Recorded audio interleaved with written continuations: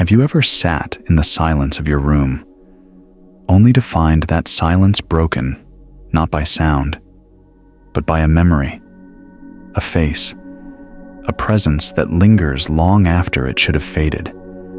Maybe it's someone who once mattered, or someone who hurt you, or someone you never quite understood. And despite the months or years that have passed, they still return uninvited into your thoughts.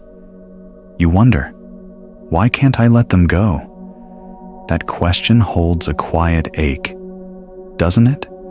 And yet within that ache lies a profound opportunity, an invitation to understand the nature of the mind, the mechanics of memory, the subtle ways our inner world binds us to stories long over. You're not broken.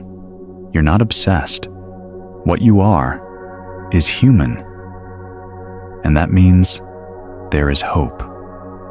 And there is healing.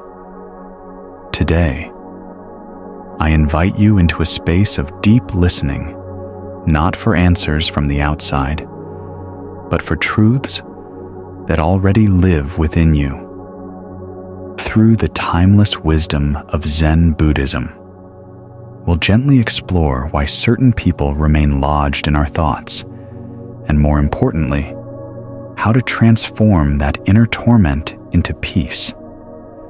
I'll take you through 7 profound reasons, each a doorway.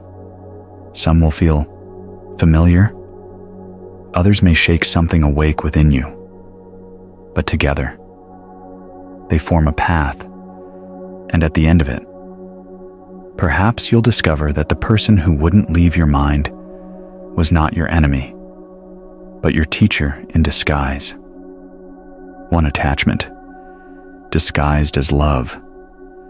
There are moments in life when the heart insists it is in love, so utterly absorbed, so entirely captivated by someone, that their absence feels like drought and their presence a flood. We say we love them. We say they complete us, make us whole. But beneath that declaration, if you listen closely, there is often something else murmuring anxiety, fear, jealousy, longing. That murmur is not love. It is attachment, cleverly disguised. Zen Buddhism offers a quiet but firm reminder. True love brings stillness. Attachment brings turbulence. When your mind returns to someone like the tide to the shore, unrelenting, even when you try to move on, it may not be because of how deeply you love them, but because of how much of yourself you have invested in them, in their approval, in their presence, in their affection, your worth, perhaps, now tangled with theirs, like 2 threads that can no longer be pulled apart without tearing something open. Ask yourself, gently, does thinking of them bring you peace? Or does it tighten something inside you? Do you check their social media, not from joy, but from dread or hope laced with insecurity? Do your memories of them warm you like the morning sun? Or do they flicker, like fire, beautiful, but dangerous to touch? The ancient Zen masters had a metaphor. Attachment is like holding a burning coal with the intent of throwing it at someone. You are the one who gets burned. And in modern language, we might say you're trying to build a home inside someone else's heart, but they never gave you the keys. Let's step into a simple story. A young woman, Isla, once fell in love with a man who was gentle, kind, and distant. When he eventually left without warning, Ayla was devastated. For years, he haunted her thoughts on birthdays, in quiet evenings. During sunsets, they never watched together. She told herself it was love. But when she finally sat in meditation one evening, she noticed something odd. The dominant feeling wasn't longing. It was fear. Fear of never being chosen. Fear of not being enough. The thought of him wasn't comforting. It was clenching. She wept, not for him, but for how much of herself she had placed in his hands. Unknowingly, that was the beginning of her release. Attachment often masquerades as love because the heart is earnest. It wants to connect. It wants to belong. But when love is real, it flows like a mountain stream, quiet, nourishing, content to move freely. Attachment, on the other hand, is like dammed water. It stagnates. It overflows. It drowns. So how do we begin to let go? Buddhism doesn't ask you to hate the person or erase the memories. It asks something subtler, more powerful, to shift your relationship with the thought of them. When they appear in your mind, practice seeing the thought without merging into it. You might say quietly, there is a memory of them, a thought of longing, and then, with kindness, return to your breath. Next, practice metta, loving kindness. Wish them well, even from afar, not because they deserve it, but because you deserve peace. May they be free from suffering. May they find peace. And then, just as gently, turn those wishes toward yourself. May I be free from suffering. May I find peace. Over time, the emotional charge around their memory softens. What once felt like a storm becomes a breeze. What once gripped your chest becomes something you can hold lightly in your palm. And perhaps, most surprisingly, what you once called love might transform into something purer, not a demand, but a blessing, not a craving, but a quiet smile. So the next time they appear in your thoughts, do not ask, why can't I stop thinking about them? Ask instead, what part of myself did I lose in loving them? And gently, patiently, begin to call that part back home. Unresolved karma. Some people enter our lives like whispers and leave like storms. Others arrive like storms and leave behind only silence. Yet somehow, regardless of how they came or went, they linger, not in the physical world, but in the hidden corridors of thought and dreams, in the space between breaths, in moments when we are alone and least armored. In the Buddhist tradition, this persistence is not random. It is not proof that your heart is broken beyond repair. It may simply be karma, but not in the way it's often misunderstood as punishment or cosmic justice. Rather, karma is completion. It is the invisible thread of a lesson still unfolding. You see, when someone refuses to leave your thoughts, it may mean that something between you remains undone, words left unsaid, pain unacknowledged, emotions half buried, and until that story is fully heard, your mind returns to it like a child returns to a favorite unfinished tale, hoping this time the ending will be different. Let me tell you a story. Once, there was a man named Elijah who carried guilt like a shadow. Years ago, he had a dear friend, Mina, whom he had pushed away during a season of personal struggle. She had reached out, time and time again, but he had grown silent, bitter, distant. Eventually, she left. He never told her the truth that he was ashamed of who he had become. He never apologized. Life moved on. But Mina never left his thoughts. Not even after she moved away. Not even after he built a new life. Her name still echoed in his mind, like an unanswered call. One day, Elijah sat with a Zen teacher, asking, Why do I still think of her after all these years? The teacher didn't offer advice. Instead, he asked, "What part of you have you not forgiven yet?" In that moment, Elijah realized it was never just about Mina. It was about the guilt, the shame, the lesson never fully learned. In Buddhism, every relationship is a teacher, and the most persistent mental visitors, often the ones with the deepest karmic ties. These are not punishments, but invitations to reflect, to complete, to evolve. So how do we work with unresolved karma? Begin not with blame or regret, but with curiosity.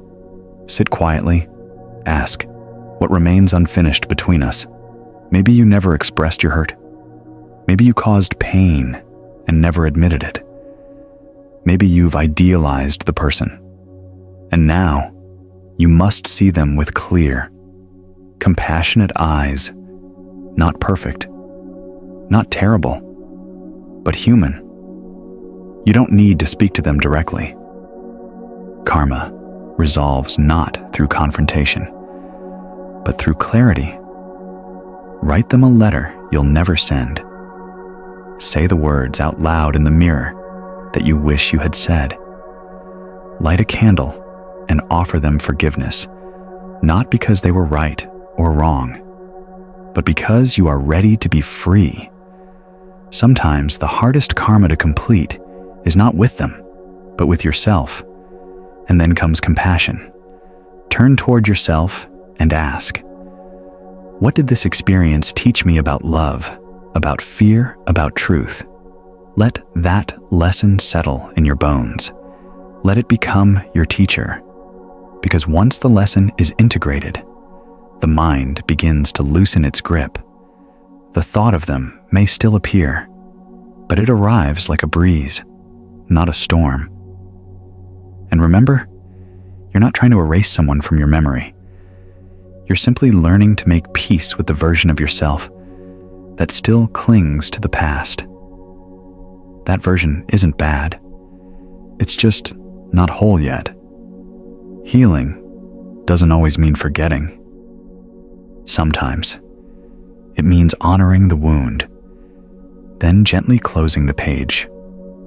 So if someone won't leave your mind, ask not, why are they still here, but what part of our story needs a kinder ending? You might be surprised to find it's not about holding on or letting go. It's about understanding why the soul held on in the first place. The 3. Projection of the shadow. Self.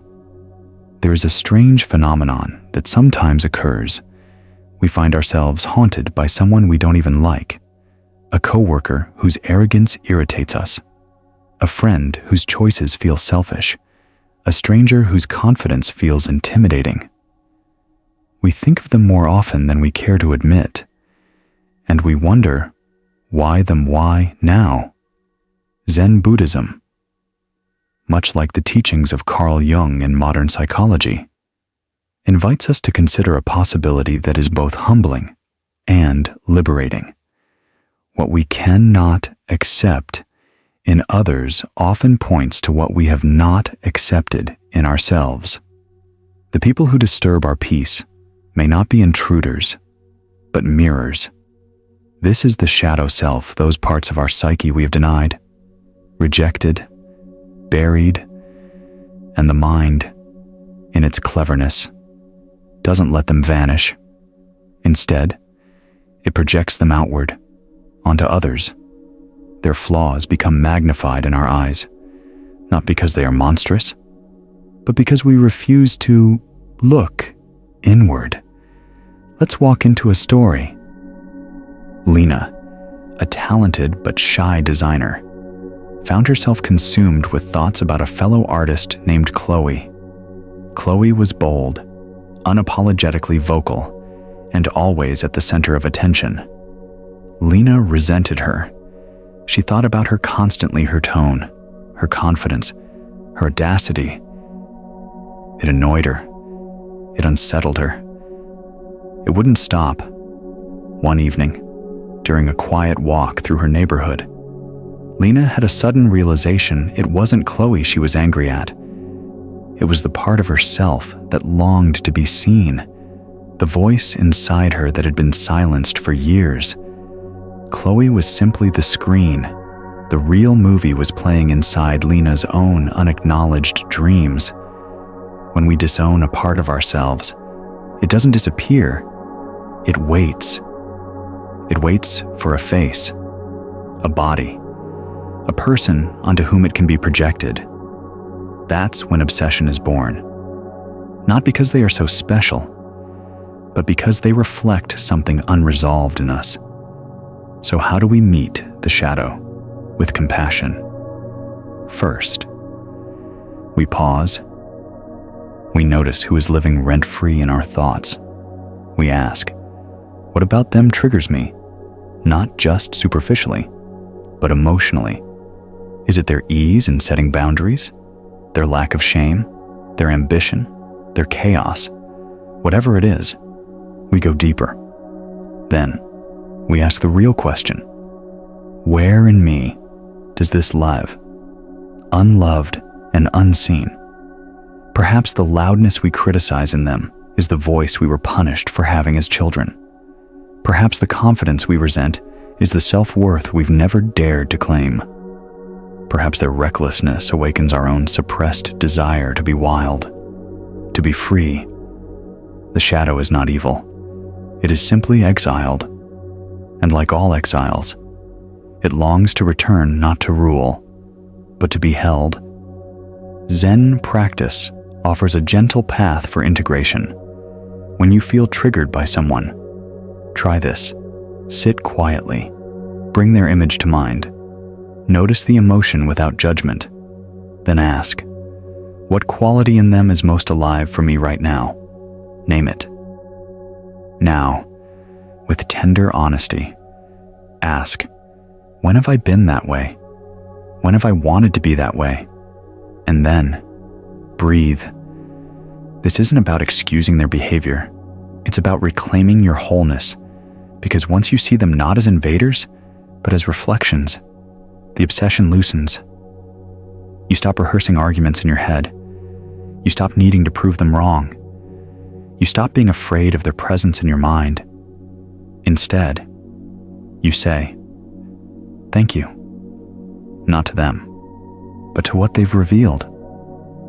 You turn inward, not in shame, but in curiosity, and the part of you that's been hiding in the shadows steps into the light, blinking, but relieved to be known.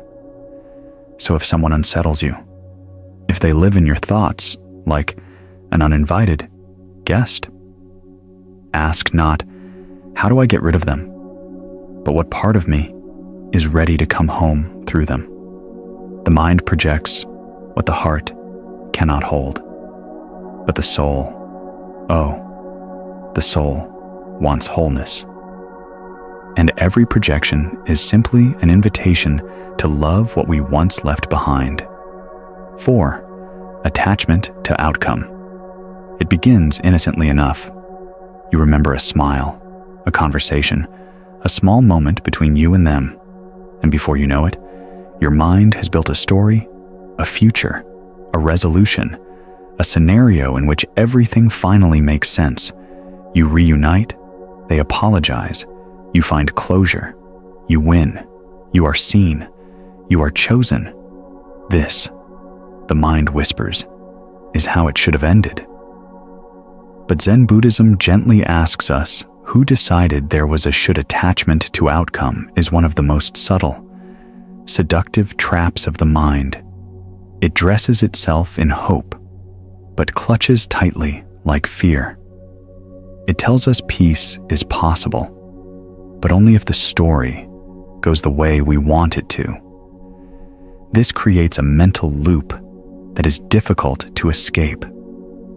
We replay conversations, imagining how they might have gone differently. We fantasize about future encounters. We scroll through their photos, not just out of nostalgia, but with a quiet desperation. Maybe they miss me too. Maybe this isn't over yet. But behind that longing often hides a deeper discomfort with what is, with the present moment, with the silence, with the unanswered questions. Let's listen to a story. A man named Caleb was haunted by someone he once loved deeply, Nora. Their relationship ended abruptly, and Caleb never felt like he got the chance to say what he truly meant. So, he replayed it constantly in his mind, hundreds of imagined conversations, 1,000 possible reconciliations, for years. He waited consciously and unconsciously for the outcome he believed would heal him: a call, a message, a meeting where everything would be made right. But none came. One evening, his Zen teacher asked him, "Are you in love with her? Or with the version of her in your story?" Caleb paused, and in that silence, something inside him cracked, not in pain, but in truth. The mind often confuses closure with control, but the heart doesn't need a perfect ending. It needs presence. In Buddhism, peace is not found in the resolution of all things. It is found in accepting them as they are, even when the outcome is uncertain, uncomfortable, or incomplete. We suffer not because something ended, but because we cannot let go of how we wanted it to end. This is where the Zen concept of beginner's mind becomes medicine. Beginner's mind is a way of approaching life without preconceptions. It says, "I don't know what will happen, and I don't need to know. I meet this moment fresh. So how do we release the grip of outcome first? Recognize the pattern. When your thoughts spiral into imagined futures, pause, gently say, 'Ah, here's the story again.' Not to judge it, but to notice it. The moment you name it, you create space around it. Second, ask yourself, am I trying to rewrite the past or control the future? Often, it's both, but neither can bring peace. Only presence can. Then, invite yourself back into now. Feel your breath. Notice the ground beneath your feet. Listen to the sounds around you. This moment may not offer answers, but it offers something better: reality. And in reality, there is spaciousness. In spaciousness, peace. Lastly, practice soft surrender not as defeat, but as openness. You are not giving up the desire. You are simply loosening your grip on the need for it to unfold a certain way. Say quietly, "May I accept what is, even as I hold dreams gently in open hands."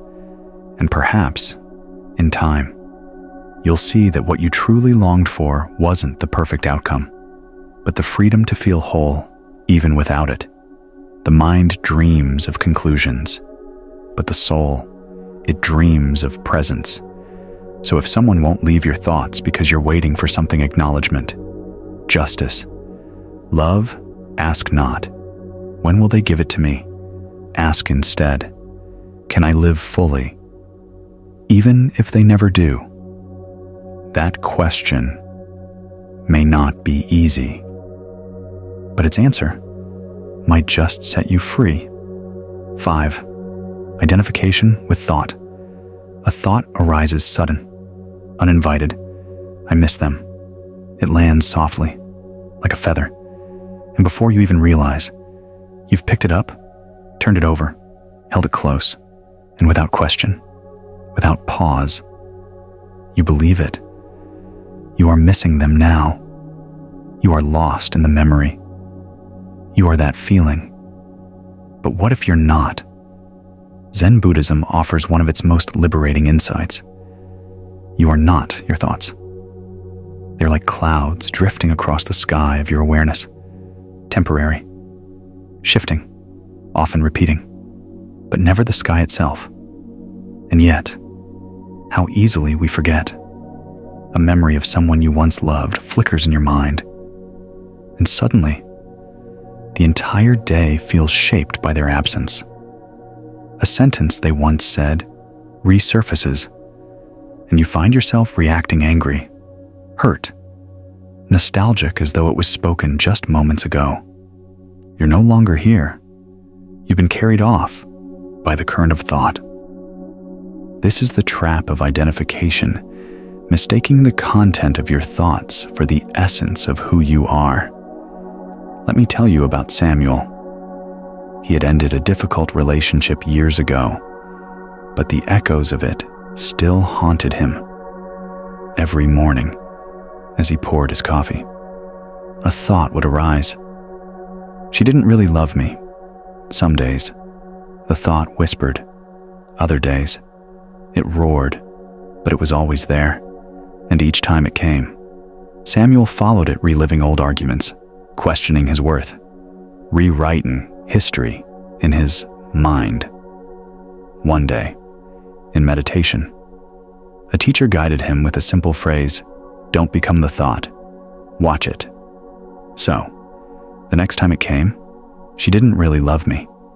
Samuel did something different. He didn't push it away. He didn't dive into it. He just noticed it. "Ah," he said silently. "A thought has arrived," and like watching a leaf float down a stream, he let it pass. That moment was small but revolutionary. For the first time, he was not in the thought. He was with it. Identification with thought is powerful because it feels natural. We are taught from childhood to trust the voice in our head, but not all thoughts are truth. Many are echoes. Many are habits. Many belong to the frightened child or the wounded self we once were. And so, when someone won't leave your mind, pause and ask, is this thought mine, or is it simply familiar? Try this practice when a thought of them arises. Name it.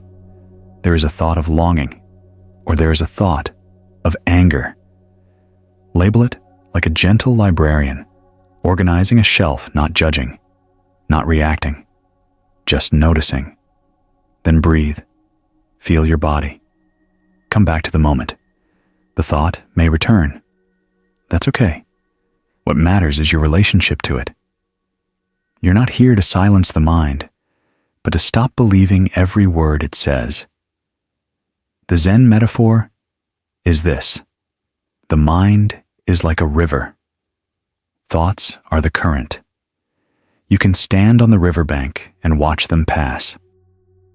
But the moment you step in, without awareness, you are swept away. And if you're swept away long enough, you begin to believe that the river is you. But it's not. You are the witness, the stillness, the vast space in which thoughts arise and dissolve.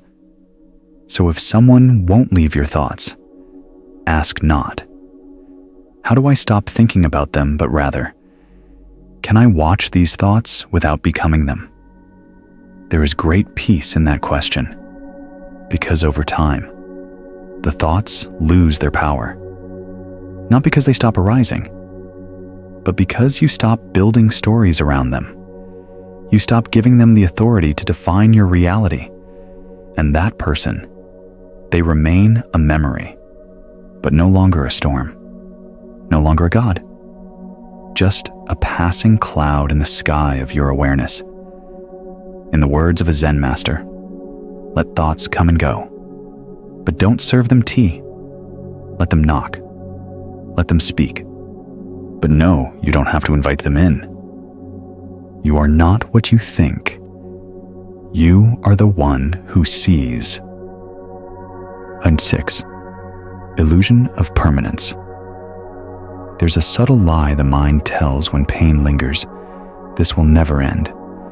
When someone you can't forget keeps appearing in your thoughts day after day, Year after year, it starts to feel permanent.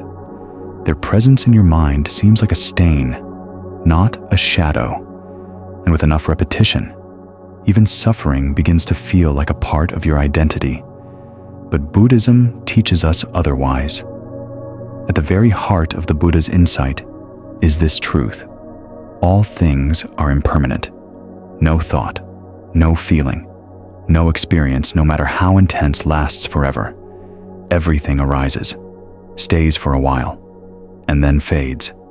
And yet, when someone leaves a wound inside you, or imprints a longing so deep that it echoes, even in your silence, it's easy to believe that this ache is yours forever. But it's not. Let me tell you a story. Mira had been divorced for nearly a decade, yet her ex-husband, Darren, still haunted her thoughts. Not daily, but persistently, like an echo in an empty room. A smell, a song, a certain kind of sky would summon him. She would think, it's been 10 years. Why am I still feeling this? And because it lasted so long, she began to believe, I will never get over this. Something in me is broken.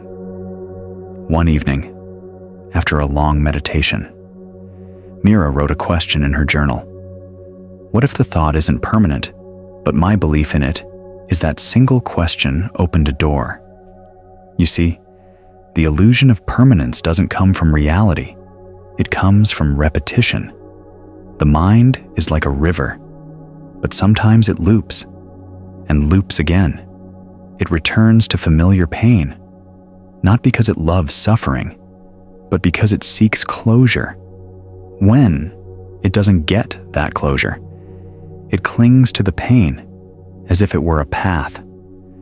Zen Buddhism teaches us to gently notice this illusion. When a painful memory arises, we often think it's happening again, but in truth, it's only a thought about something that once happened. It's not now, and when we believe the thought will last forever, we feed it, we build stories around it, we mourn it over and over. But if we pause, even for a moment, we can glimpse something different. We can ask, is this emotion as permanent as it feels? If you sit long enough, you'll see no wave of grief lasts unbroken. No longing stays the same. No memory holds the same weight in every season. This moment, too, will change. That phrase may sound like comfort, but in Zen, it is more than comfort. It is truth. The universe is made of change. The stars move, the tide shifts, and so do you. So when someone won't leave your thoughts, perhaps it's not their image that's permanent, but the meaning you've assigned to them. Maybe they represented hope, or failure, or the version of you that once was. And maybe letting go of the thought feels like letting go of who you were. But you are not who you were. You are not even who you were a breath ago. Here is a practice. When a recurring thought about them arises, close your eyes. Say softly, this thought is here now. Then breathe. After a moment, say, this thought will pass, and let it. Repeat this as many times as you need. You're not trying to force it away. You're watching its nature. Thoughts come, thoughts go. You remain. The Zen metaphor speaks of the sky and the clouds. The clouds change constantly stormy, light, heavy, dark, but the sky is always there. Untouched. You are the sky. They the thoughts, the memories, the emotions. They are clouds. You do not need the clouds to disappear in order to feel peace. You only need to remember the sky is still there behind them. So, if someone feels like a permanent fixture in your mind, Ask not, how do I forget them? But what story have I told myself that cannot change? Then, be still enough to watch that story begin to loosen. All things are impermanent. Even the pain, even the obsession, even them. This too shall pass, not as a hope, but as a law of nature. Trust it, and let your heart, like the river, keep flowing. 7 spiritual assignment unfulfilled. What if the person who won't leave your thoughts is not a mistake, not a punishment, but a messenger? What if their persistent presence in your mind is not the sign of failure to move on, but the sign of something deeper, still unfolding? In Zen Buddhism, there is a quiet recognition that some souls cross paths not by accident, but by arrangement and invisible contract of growth, signed before we even met. These people are not always the ones who stay in our lives. In fact, they're often the ones who leave, yet never fully leave. We call them spiritual assignments. A spiritual assignment is not a soulmate. It's not necessarily someone you're meant to love forever. Instead, it's someone who enters your life to awaken a dormant part of your soul, to challenge your illusions, to test your ego, to catalyze your transformation. And often, they do this through discomfort, not harmony. Let me tell you about Jonah. He met a woman named Iris during a turbulent chapter of his life. She was radiant, unpredictable, and emotionally unavailable. Their connection was electric, but unstable. They were never together, not in the traditional sense. And yet, years after she disappeared from his life, she remained in his dreams, in his quiet moments, in the way he questioned his worth. At first, he thought it was obsession. Then he blamed it on unresolved emotions. But the more he sat in meditation, the more a different question emerged. What did she come to teach me? That question changed everything. He realized Iris had awakened something sacred in him, not just longing, but courage. Courage to feel, to want, to ache, to be vulnerable. She had cracked open a part of him that had been numb for years, and though their story ended, the lesson did not. In Buddhism, suffering is not wasted. Every moment of discomfort holds the seed of awakening if we are willing to sit with it long enough to listen. When someone won't leave your thoughts, maybe they're not trying to torment you. Maybe your soul is simply still in class, still studying the lesson their presence brought into your life. Ask yourself, what did this person awaken in me? What wound did they expose? What truth did they reflect that I wasn't ready to see? And most importantly, what would it take to graduate from this lesson with grace? You don't need closure from them to find peace. You don't need answers from them to evolve. The closure may come not through a conversation, but through realization. Here's a gentle practice. Light a candle. Sit quietly. Bring their face to mind and whisper this: whatever you came to teach me, I'm ready to learn it now. Then breathe. Let go of the need to know the full curriculum. Trust that your soul does. Not every teacher stays until the end of the semester. Some arrive for a single lesson. Some leave in silence, but all leave fingerprints on the soul. Your assignment is not to cling to the teacher, but to integrate the teaching. Sometimes the teaching is heartbreak. Sometimes it's self-worth. Sometimes it's the realization that love does not mean possession.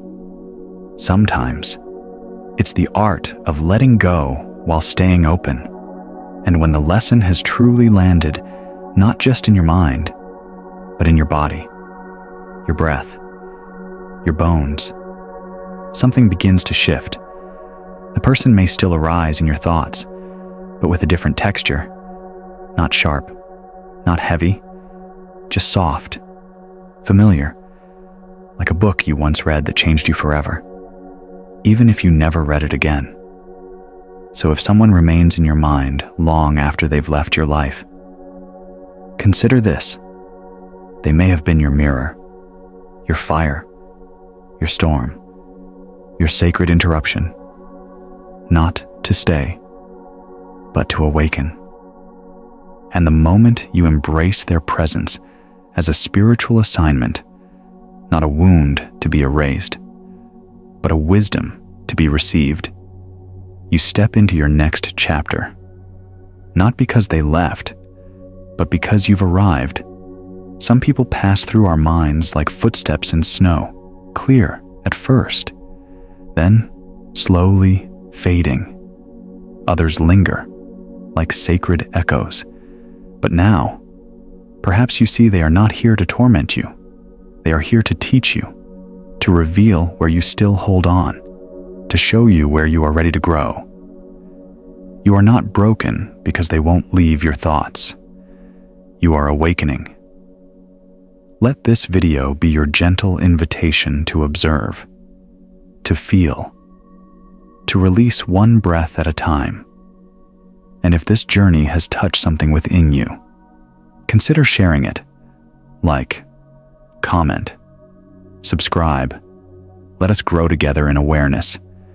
And in our next video, we'll explore how to heal emotional wounds through stillness, how silence, when embraced, becomes a balm, more powerful than words. Until then, may your thoughts soften, your heart open, and your mind return to peace.